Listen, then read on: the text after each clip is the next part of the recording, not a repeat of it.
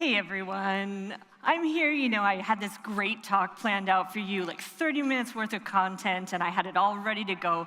And then they said, hey, you're the keynote. And I was like, great, except I have to cut a lot of stuff out because I've only got 15 minutes. So we'll start here with the ML pipeline implementation with Kubeflow. How to streamline machine learning workflows efficiently. So yeah, that's a handful, I guess I should say. So I have a sign language interpreter right here who's voicing for me, and she's also got the clicker, so I'm not the one advancing. I am Rob Koch, and I serve as a principal data engineer within Slalom. I'm deaf, and I use American Sign Language. I work with software, data, Kubernetes, you name it, the whole gamut. So a picture's worth 1,000 words, right? I'm sure you've heard that if you're an English speaker. And so with sign language recognition, it's quite difficult. What we need to succeed with that is really, we need the context. It's very spatial as a language, so when I'm signing here, I'm talking about the future. It'd be out here in front of me. If I'm talking about the present, it's right here, closer to my body. And if I'm talking about the past, it's behind me. So you can notice this, machine learning, whether it can recognize that or not, is difficult. And then the data component of that is sign language recognition is quite far behind compared to voice recognition because they're about 20, 25 years ahead of us. And they've got programs that can do speech to text fairly easily, but sign language is relatively new with that, so we've got a ways to go to catch up. And then whether we're using LLMs or not, we don't know, right? We're a little bit slower to get to that point with the query prompts and waiting for that. We can't wait for that when we're doing sign language things, so it's a different approach in that way. So this photo here, you'll notice that there are landmarks on my palm. And this is what's important for us with the machine learning workflow. You can see here it's quite challenging with finger spelling to be able to capture the movement. So that's why I wanted to show you this image, but I will be showing you a demo momentarily.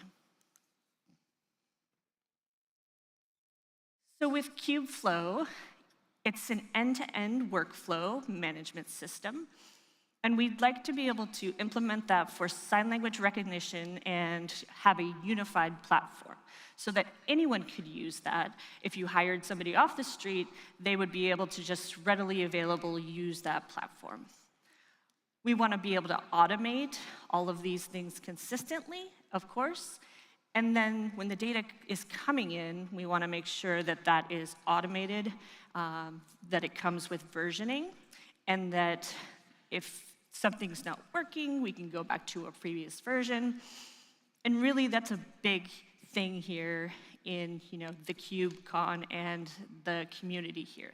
It's got a great ecosystem, and we've got active development happening all the time. There's integration tools being able to plug and play, pulling data in with different connectors, etc.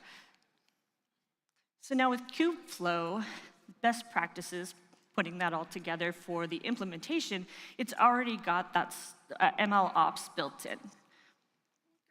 So now we'll get into kind of the key components of sign language recognition and processing with AI, ML, inference, and orchestration.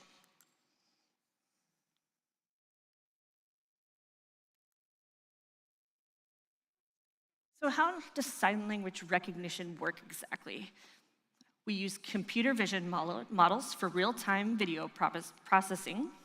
Pre-processing is happening for a lot of that because we have a lot of videos and images with various skin tones, different backgrounds, what shirt I'm wearing. There's a lot of, if I have a loud shirt on, there's a lot of noise introduction there. And if there's a lot of noise in the background, equally the same thing. Not necessarily noise to you in the way you hear it, but I'm talking about visual noise. So if I'm spelling the word how, H-O-W, there's a lot of noise already. It's just 3 letters, but there's a lot of noise. Because when you're doing that transition from the H to the O, it kind of looks like a C in the middle. So we're trying to figure out how to clean that noise out. It's a technical challenge that we'd faced here. We've used an overlay framework. So that hand with the landmarks that I showed you earlier, within that image, there are various points for X, Y, and Z axes. So interacting with that and trying to capture the entire grand scheme of my hand and what's happening there. The models might look in one direction.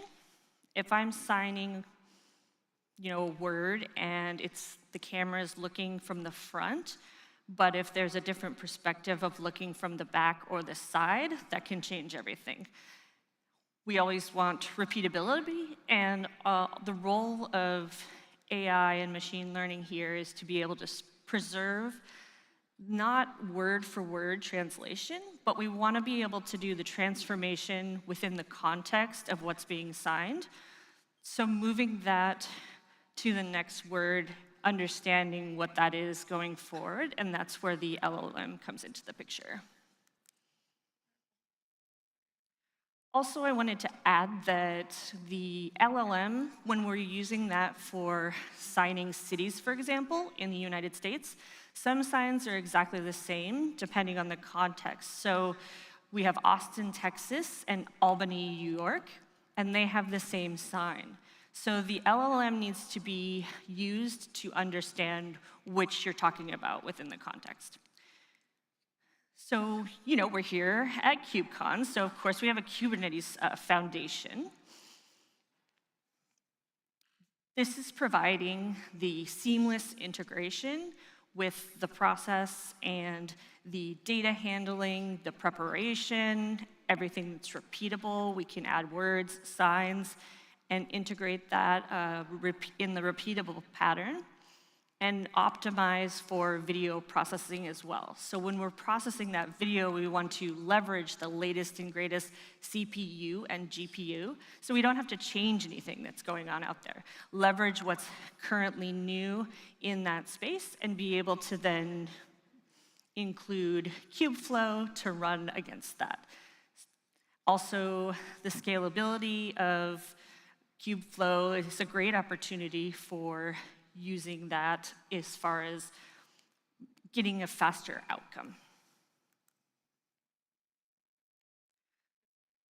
If I had a longer amount of time, I would be able to go in very depth into this. I know there's some machine learning people out here that probably get it, but I just wanted to demo how complex this project was. There's a lot of complexity. We've got the UI client, we've got the inference service. Those are going back and forth quite a bit. And then behind the scenes, we also have models that are running on Kubeflow and pipelines that are adding the data, as well as using Kserve for optimizing the inference. Also, we can add the notebook integration. You can tweak things there to be able to test your models, etc. So here's the demo. So you can see what I'm doing here with my hands.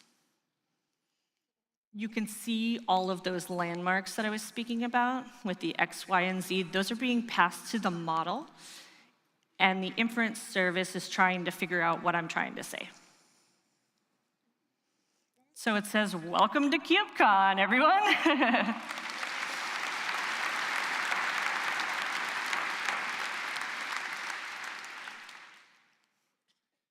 So when we started this project, we were using regular images of hands, and maybe not, retrieving thousands of people's hands. Really, that task can be impossible for me to prepare for here. They let me know, I think in January, so I had limited amount of time. We had a way to shortcut it a little bit with using Labs and MediaPipe and being able to identify those landmarks, so we didn't have to worry about the background, the colors like I was talking about before, identifying those vector points, and our model improved tremendously. It was able to understand it a lot better. And so these landmarks and shapes here were identifiable and reducing the noise in the environment. You can see here that we were talking about scale within our project as well. If you did something too far away from the camera, it would kind of blend your fingers together and it wouldn't really be able to recognize those landmarks.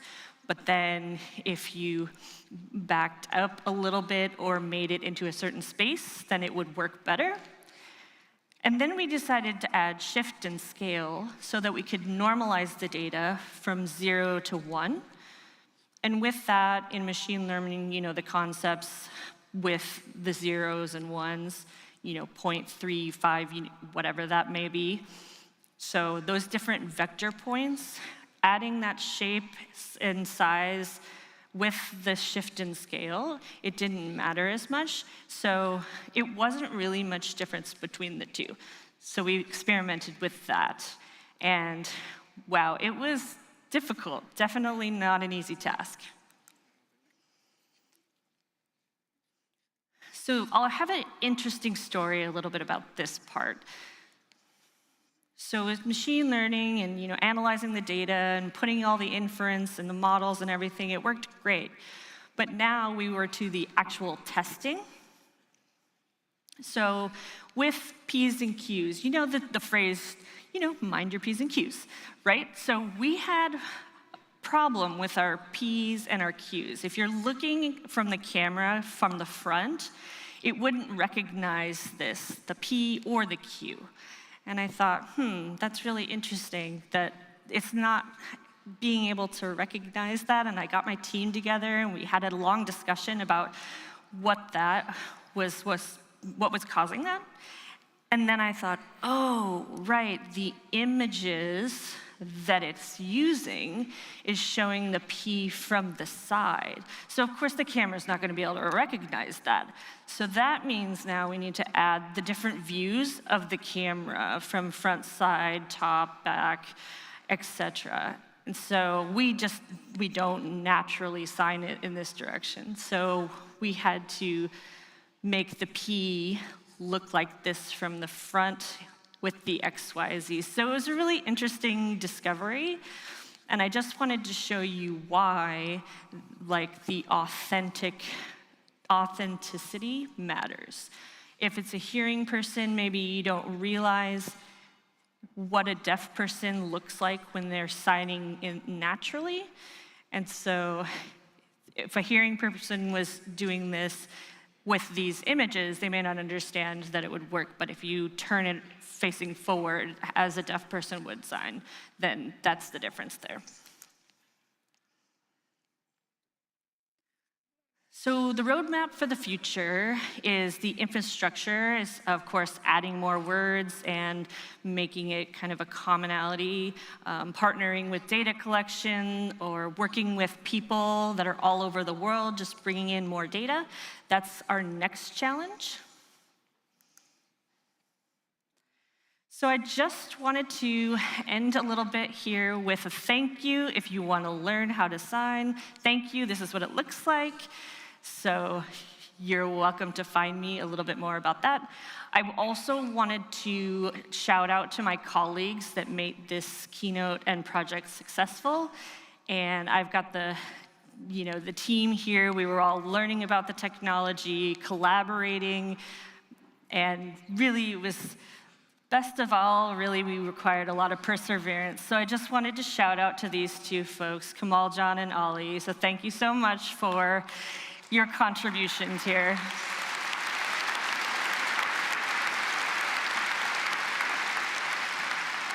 And then, of course, if you have further questions and you want to contribute, you want to get involved, please feel free to stop by the Deaf and Hard of Hearing Working Group kiosk in the Project Pavilion in the expo space. I'm happy to talk and reach out on LinkedIn, so you know where to find me, multiple avenues that way. And I also want to add before we close, there is a new mentorship program that the TAG implemented within CNCF, contribution strategies with the mentorship program here. So underrepresented groups, if you want to be part of the mentorship program, please sign up. Thank you, everybody. Enjoy your KubeCon.